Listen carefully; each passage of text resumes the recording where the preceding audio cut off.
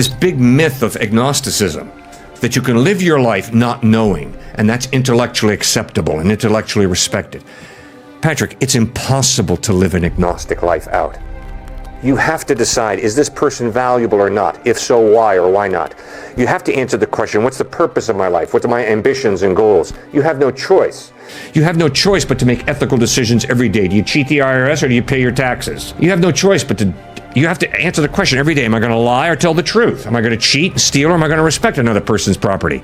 And then, by golly, you're going to have to sit in funerals of grandma and grandpa and mom and dad. And I'm sorry, if you don't ask the question, is there life after death or not, you're brain dead. Am I going to see this person again or not? So you have to answer those questions. All of them. Everybody does. And that's why this idea of, I don't know, you can't live that out. You have to say, no, I'm never going to see this person again. Yes, I am going to see this person again. Why? Why? Yes, there is a purpose to my life. This is it. Why do you believe that? Yes, I think there are some moral absolutes, maybe not many, but at least a few. Why? Who defines those moral absolutes? Who defines the purpose of your life? Who sets the ambitions that you are following? I mean, if you're a halfway thinking person, you've got to examine what's going on inside. What are you doing with your life? You can't live agnostic.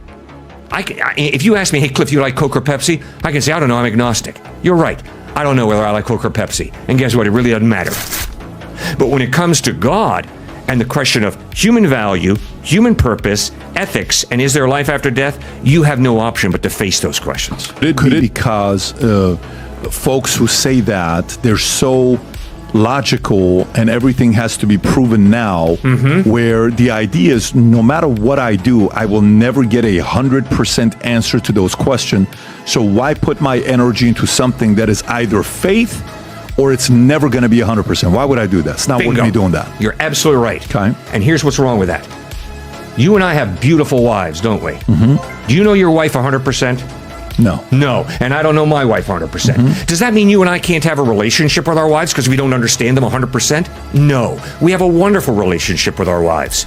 In other words, you've got to live with mystery, and I got to live with mystery.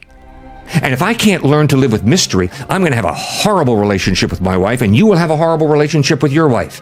To demand that our wives tell me everything there is to know about them, they could never do that, and I couldn't grasp it.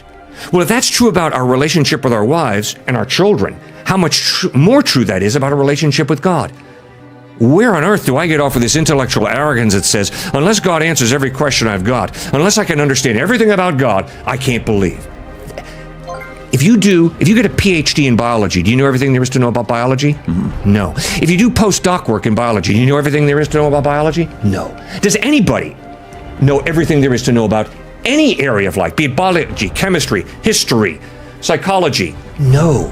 We have partial knowledge, and you better learn to live with mystery. Well, if that's true about every branch of knowledge, it's going to be true about God. You better get used to living with mystery. Yep. Because that applies to kids. Yep. That applies to spouse. Yeah. Friends, people you hire. Yep. You don't have a choice. You right. hope to be somewhat intuitive, be able to read at least a little bit to say this guy's full of it or not. Yeah. Yep. To live with that, huh? Okay, so